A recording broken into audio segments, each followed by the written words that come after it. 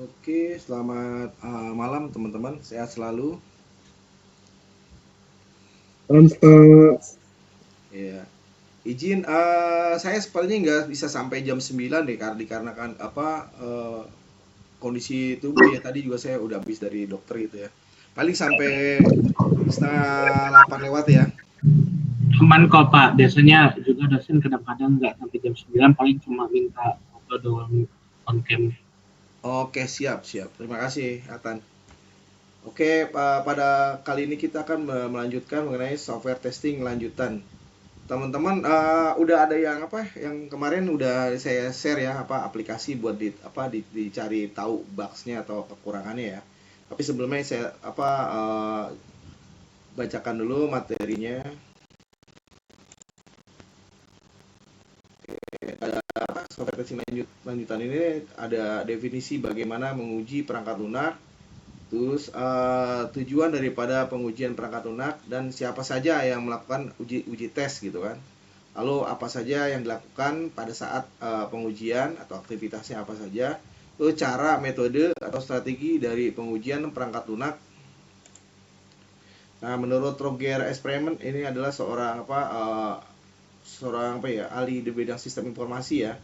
Dia mengatakan bahwa proses menusuri dan mempelajari sebuah program dalam rangka menemukan kesalahan pada perangkat lunak sebelum diserahkan kepada pengguna. Jadi sebelum diserah terimakan atau handover, dipastikan bahwa kita sudah menemukan kesalahan-kesalahan untuk dapat diperbaiki agar kualitas daripada aplikasi yang kita buat itu bisa dikatakan unggul atau dijamin gitu ya.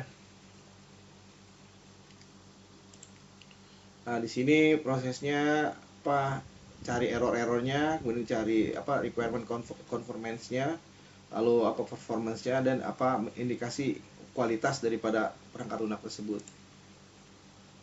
Biasanya pengujian adalah proses menjalankan program dengan maksud untuk mencari kesalahan atau error. Itu udah pasti ya, bahwa kita kalau nguji sesuatu pasti nyari apa saja sih yang kita buat atau kita jalankan aplikasi itu sudah berjalan dengan baik atau kita masih menemukan error-error ya. Lalu kasus uji yang baik adalah kasus yang memiliki peluang untuk mendapatkan kesalahan yang belum diketahui sebelumnya.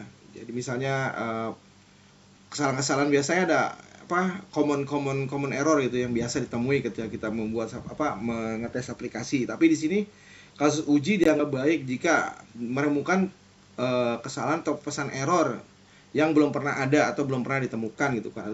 Kalau misalnya dalam novelty itu ada keterbaruan gitu ya. Walaupun ini dalam bidang bukan dalam bidang, dalam hal kesalahan gitu kan. Kemudian pengujian dikatakan berhasil bila dapat memunculkan kesalahan yang susah untuk ditemukan. Nah, seperti ini. Jadi ketika hasil uji coba itu dia katakan berhasil gitu ya.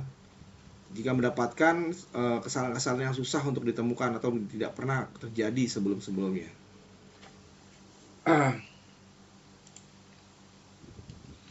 Jadi pengujian dikatakan baik adalah bukan untuk memastikan tidak ada kesalahan. Jadi kalau tidak ada kesalahan malah tidak dianggap baik gitu ya. Akan tetapi dalam mencari sebanyak mungkin kesalahan yang ada di program. Jadi dia cari bugs bounty gitu ya. Jadi cari bugs mana yang ada di dalam aplikasi tersebut sampai tidak ditemukan sama sekali gitu ya. Sehingga kepercayaan diri dalam menyerahkan program tersebut kepada user itu akan lebih tinggi ya. Lalu program tidak hanya dapat menunjukkan ketidakhadiran defect, di mana pengujian hanya menunjukkan bahwa kesalahan perangkat lunak ada. Nah, di sini ada developer. Dia adalah orang atau tim yang memahami sistem atau dia mengerti atau bisa membuat suatu aplikasi ya. Mana developer juga terbataskan waktu, lalu dia bersifat subjektif. Sedangkan di sini untuk tester independen adalah dia tidak paham sistem, maksudnya paham sistem yang mau dites ya, bukan dia tidak paham codingannya, tapi dia paham codingannya. Tapi dia tidak paham di dalamnya gitu aplikasinya sebelumnya gitu kan. Karena kalau si developer pasti dia tahu sistem yang akan di testing gitu kan. Lalu dia kreatif mencari kesalahan-kesalahan apa saja yang ada di aplikasi tersebut. Karena yang tadi ya, kalau misalnya suatu aplikasi jika ditemukan kesalahan yang belum pernah ada, itu malah dia katakan lebih baik gitu ya. Lalu dia bersifat objektif. Objektif maksudnya kepada aplikasinya gitu yang di testing gitu kan. Kalau subjektif ini kan orangnya gitu. Sampai sini ada pertanyaan nggak? Nathan, ada pertanyaan Nathan? Kemana? Aman? UNJ udah kelar ya? UAS, UAS ya? Kan dia Enggak, duluan. harusnya minggu ini atau enggak pada proyek-proyek yang proyeknya udah selesai semua. Oh, udah mulai duluan ya. Biasanya kan kita kan quick-an gini telat 2 minggu deh kalau nggak salah deh. Ya ini ya minggu ini ya. Kalian UNJ minggu ini ya? Udah Minggu ini ini. udah mulai ya? Besok ada UAS, Kamis ada UAS, Jumat ada 2 UAS. Oh iya, berarti waduh mumet banget nggak sempat main game dong ya? Tapi 2 hari ini nggak ada karena yang 2 hari ini itu antara proyek atau dipindah harinya. Oh gitu. Oh di akunting itu ada proyek juga, bikin proyek gitu. Ya karena ya jujurnya pasti karena dosennya malas juga kan itu sudah disuruh bikin itu kan tadinya sudah disuruh bikin apa sih kayak ya proyek untuk UTS katanya harusnya kan itu ada itu kan belajar ya memang belajar sih tapi UASnya pakai yang proyek UTS itu lagi kan jadi kayak padahal proyek yang udah diselesaikan tapi ditarik buat UAS gitu ya.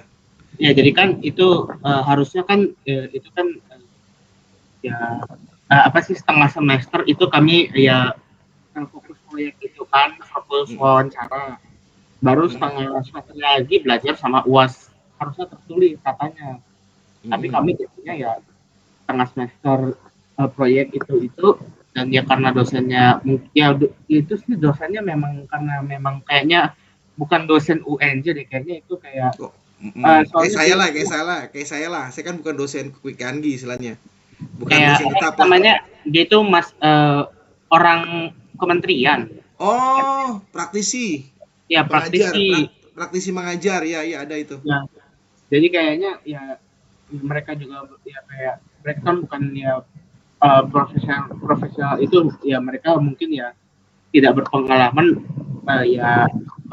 menilai ujian kan. Jadi mereka paling ya suruh lagi. Jadi yang ya harusnya kan itu ya tau lah. Ya, tapi kan seru kalau project-project gitu kan. Seru tapi kan ya jadinya yang satu harusnya sekali dipakai jadinya 2 kali. Siap. Untuk yang kemarin ujian susulan ada komentar nggak? Siapa Jason sama si itu kan yang ujian susulan tuh? Saya kan udah kasih kan. Gimana, ada kendala nggak? Belum masuk Pak orangnya Pak. Belum masuk. Oke, siap. Iya. Sibuk Pak manajernya Pak. Oh ya kerja dia sekarang ya. Iya Pak, manajer Pak susah Pak diganggu. Oh manajer. Amin. Biar bisa bawa kebaikan buat kita semua ya. Amin. Ya. Oke, ada pertanyaan teman-teman? Daniel, ada pertanyaan nggak? Daniel biasanya suka nanya nih. Nggak Pak, aman Pak. Aman ya, siap. Aman. Lanjut ya. Lanjut Pak. Siap.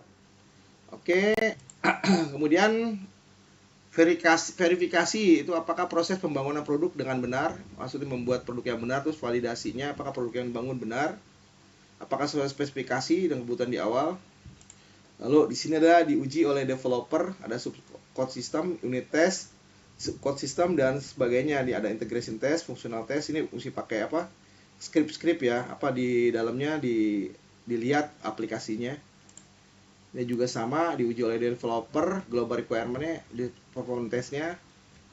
Ini diuji oleh klien, apakah sudah sesuai apa enggak gitu kan? Acceptance test-nya, dia apa installation test. Kemudian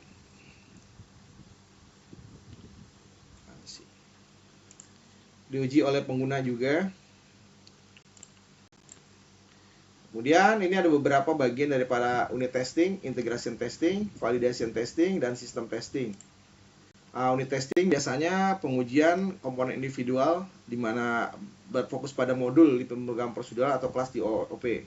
Jadi dia fokus pada modul yang ada di aplikasi tersebut.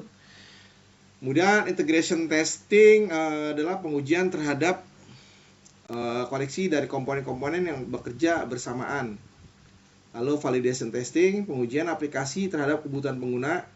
Dan sistem testing adalah pengujian aplikasi secara secara keseluruhan atau secara global ya pada aplikasi tersebut.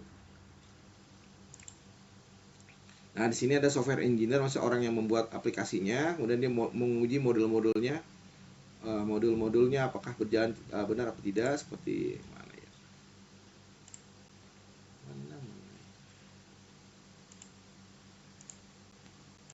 Seperti ini modul-modulnya apakah berjalan, ini adalah modul.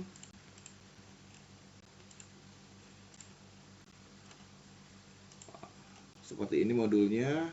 Oke, dilanjutkan. Wah, kemudian hasil pengujiannya apa? Nah, tadi itu kan ada ketemu tuh error-error ketika kita klik apa-apa selalu muncul Anda berhasil login tuh. Berarti masih ada keterkaitan dengan notifikasi pada setiap feature.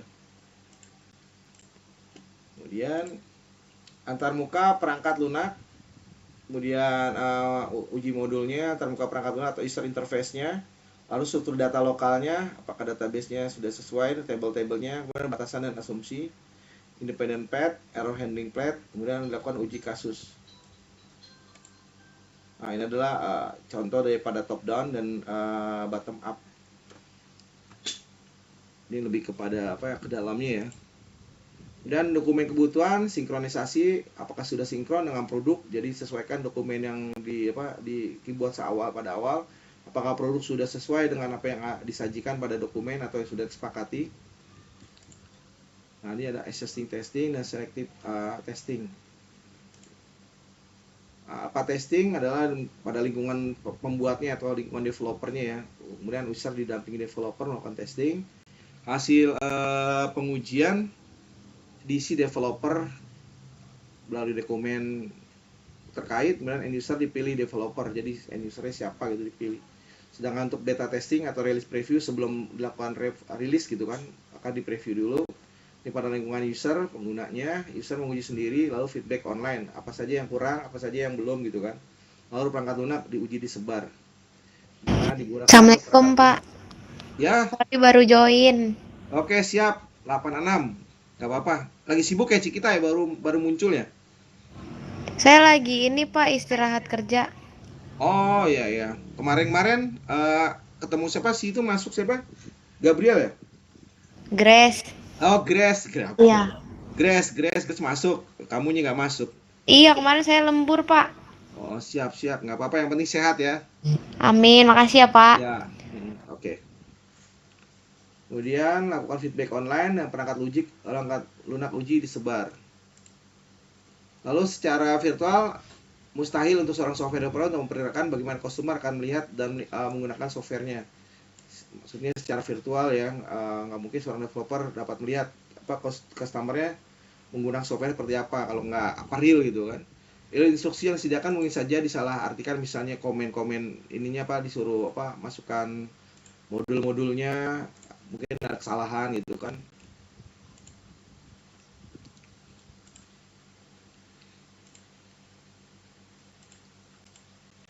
Kemudian kombinasi data yang aneh mungkin bisa digunakan oleh customer gitu. Kombinasi data yang harus di fill in. Kemudian keluaran dari sistem mungkin sudah jelas bagi tester, akan tapi belum tentu untuk user di dunia nyata. Jadi keluaran dari sistemnya, outputnya itu si tester udah oke lah, tapi di end usernya belum tentu end user itu paham gitu kan. Alpha dan beta testing adalah suatu posibilitas untuk membuat kesalahan yang mungkin terjadi pada end user.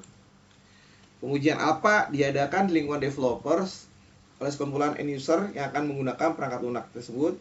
Kemudian pihak developer mendampingi serta mencatat kesalahan maupun permasalahan dalam usability yang didasarkan oleh end user. Jadi si pihak program developernya atau software engineer itu akan mendampingi testing si end user di lingkungan mereka gitu, di tempat warehouse software host-nya, untuk melakukan testing, mencari kesalahan yang ditemukan ketika saat si end user itu mengakses aplikasinya.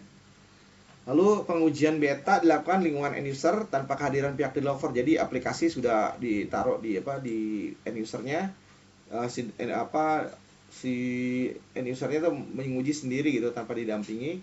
Kemudian pengujian ini merupakan pengujian yang bersifat live lingkungan yang sebenarnya. Jadi yang pengen digunakan di mana ya, di kantor ya udah di kantor itu bersifat live ya, udah atau diuji coba langsung. Kemudian end user mencatat kesalahan yang terjadi kemudian menyampaikan kepada developer.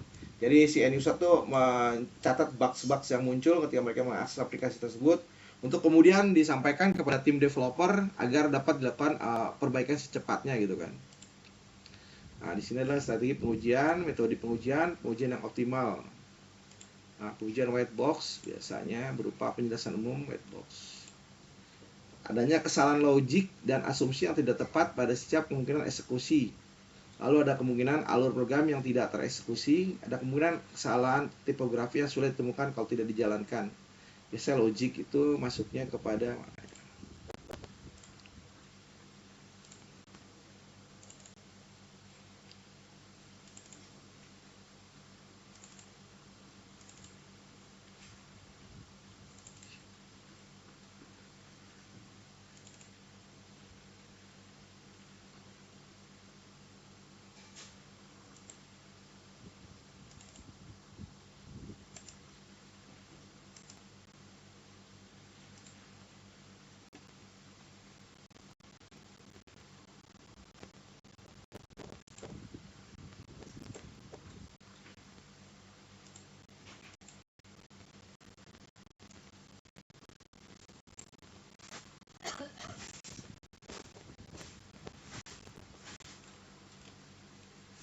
Nah, ini logik ya. If dia menyatakan bulan, semua bulan dimasukkan. Selain itu, dia menyatakan masukkan hari berdasarkan tahun bulan dimulai daripada 01 ya, Januari. Biasanya kalau white box itu dia lebih kepada ke dalamnya ya, coding-codingan gitu kan.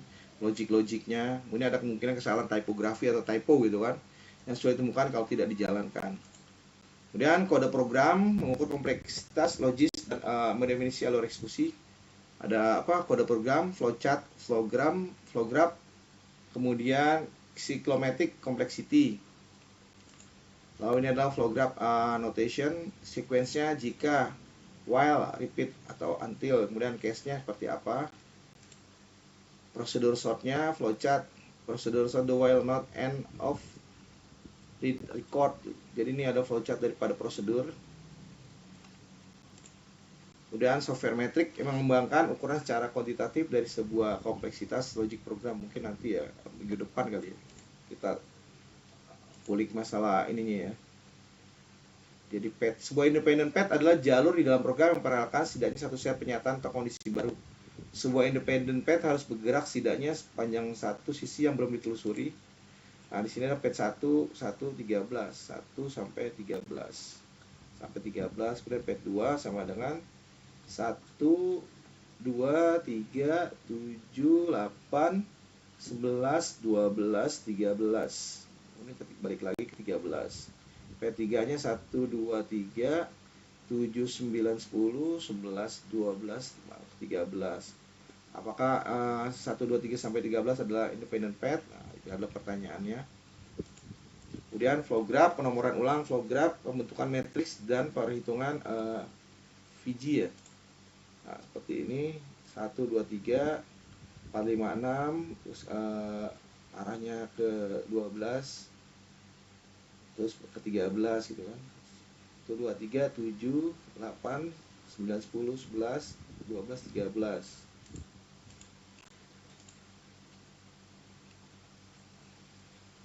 Pembentukan matriks dan perhitungan, connection matrix 1 dan 2 ada 1 dan 3 ada 2 dan 3 1 2 dan 1 1 dan 2 2 dan 2 dan 3 2 dan 4 bukan 3 ke 7B 4 ke 5 4 ke 6 kemudian 5 ke 7A 5 langsung 7A 6 ke 7A 7A ke 7B. Lalu 7B sama dengan ke 1. Oke. Predicate node adalah node yang mempunyai kondisi di dalamnya Vg jumlah predicate node 1 plus 1 sama dengan Vg 3 tambah 1 sama dengan 4.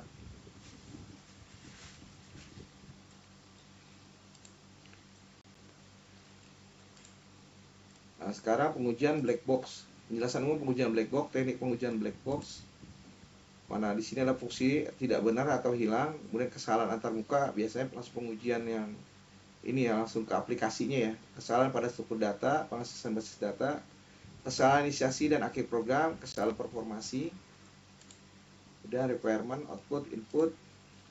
Adapun black box digunakan untuk melakukan pengujian fungsi-fungsi khusus dari perangkat lunak yang dirancang. Jadi udah masuk aplikasi ya, dia pengujian aplikasi, bukan lagi runutan atau flow daripada logiknya.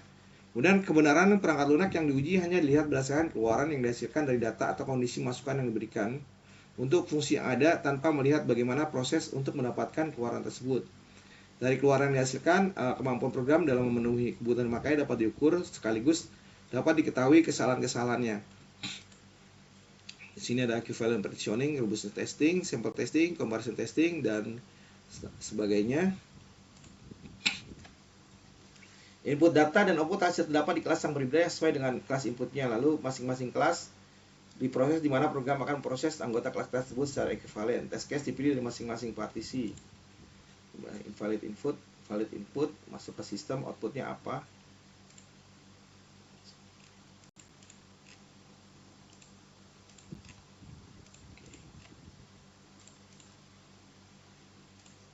Oke, teman-teman, untuk yang aplikasi ini nanti teman-teman coba dibikin dokumen ya, dokumentasi menggunakan pengujian black box aja, dites apa-apa saja yang nggak berjalan dengan baik. Nanti teman-teman bisa tes pengujian penambahan user gitu kan. Apakah bisa ketika user itu ditambahkan kemudian user itu tersebut join login bisa nggak gitu kan. Terus dicoba apakah dengan password yang error atau dengan misalnya nama menggunakan huruf atau angka gitu, apakah bisa juga terdeteksi. Nanti teman-teman catat ya apa yang ada bugs yang ada di aplikasi ini. Itu nanti tugas untuk tugas untuk hari ini ya. Bisa kan teman-teman bikin dokumentasinya aja, dibikin tabel dalam Word apa saja yang ditemukan pada aplikasi ini, bugsnya. Gimana teman-teman, ada pertanyaan? Gimana Pak? Maksudnya dalam bot gimana Pak? Bisa hilang Pak? Kenapa Pak Cari, Mas? Gimana Pak? Maksudnya bot dalam bot Deadline-nya? gimana Pak? Deadline-nya Mas? Tidak Pak. Kamu lagi di jalan ya? Bukan Pak. Agak ramai aja nggak di kantor. Nggak ini loh, nggak clear suaranya. Di chat aja deh, coba di chatnya apa? Suaranya mendem mas. Iya, suaranya mendem. Jadi kan teman-teman udah ada aplikasinya semua kan ini kan, udah punya kan, kemarin udah saya share kan, dicoba. Terus nanti dicari pada aplikasi ini apa ada bugs-nya gitu, nanti dijadikan satu dokumentasi gitu, yang ditemukan apa aja gitu kan. Pak, itu aplikasinya ada di Maksudnya halaman. ini tugasnya Pak ya? Apa tuh Mas Charlie? Ini baru tugas Pak ya? Tugas ya, tugas. Ya, Dalvino ada di pertemuan sebelumnya itu filenya, nanti bisa Di halaman ya Pak? ya di copy, nanti bisa tanyakan temennya gimana cara ngopinya gitu. Kemarin udah dikasih tahu juga kan. Kalau enggak ntar tanya saya juga nggak apa-apa. Iya Pak. Jika ada kendala usahain XAMPP-nya yang versi 7 ya. 74 lah. Oke Pak. Oke. Oke, saya buat dulu ininya tugasnya nih mana ya? Dashboard. Dashboard.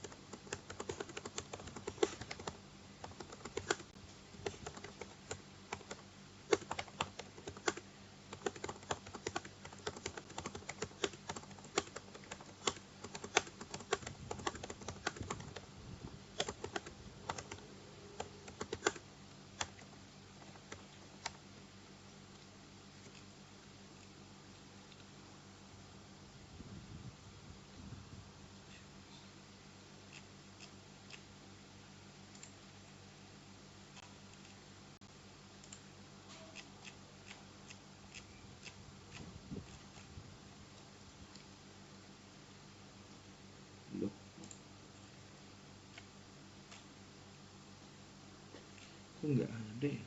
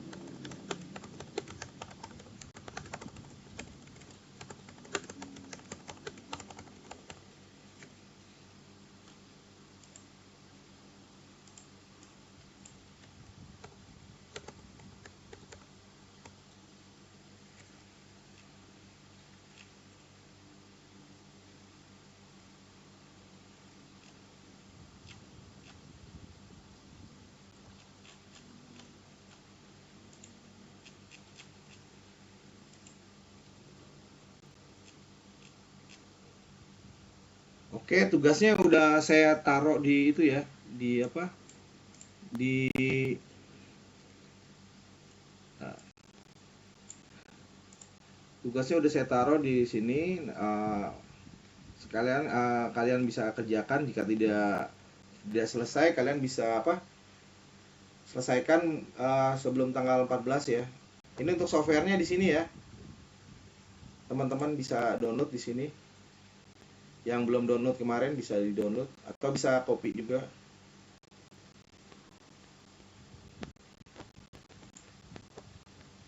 Bukan ini ya.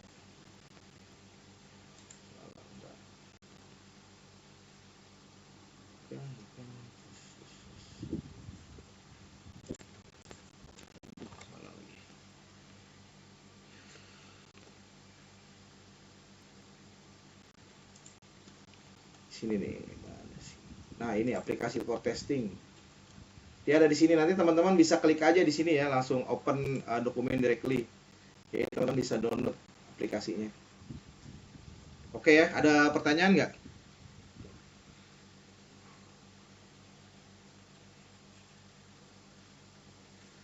Jadi nanti teman-teman datanya di apa, di download, di copy, terus jalankan apa aplikasi XMPP yang versi 7.4 lah, 7 terakhir lah. Terus kalian bisa copy folder homestay-nya ini di SMPP atdocs gitu kan, masukkan homestay. Kemudian nanti sesuaikan ininya.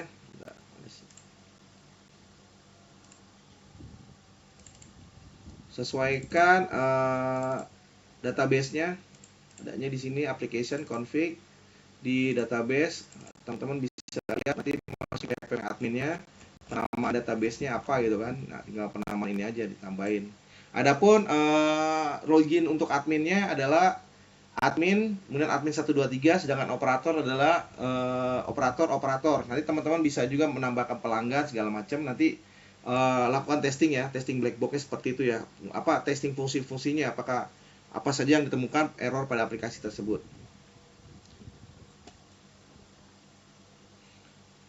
Oke, ada pertanyaan nggak teman-teman?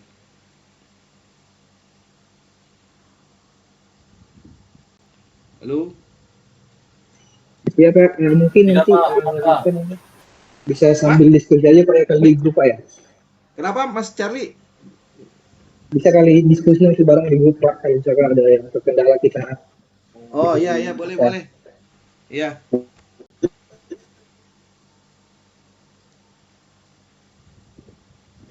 Pak, terima kasih Pak. Iya.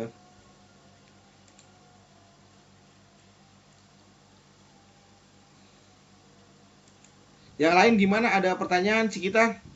Si itu kemarin juga kemarin nggak bawa laptop ya, siapa? Grace ya. Si kita ada pertanyaan nggak mengenai tugasnya nih? Eh, enggak sih Pak, mungkin nanti kalau misalnya ada yang kelewat saya bisa tanya sama teman saya. Oke, siap. Makasih Pak. Ya.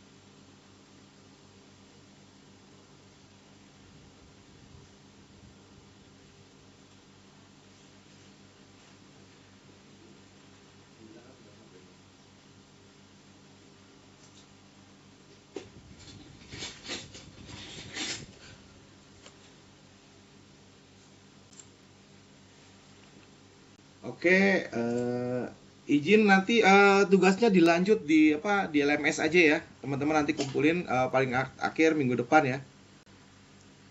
Oh, dikarenakan saya tadi sudah bilang di awal, saya lagi benar-benar lagi drop.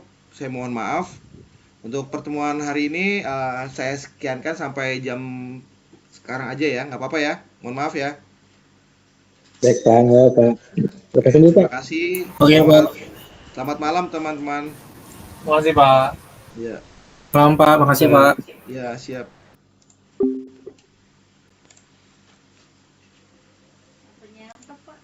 Hah? Apanya yang drop? Salah gua lagi.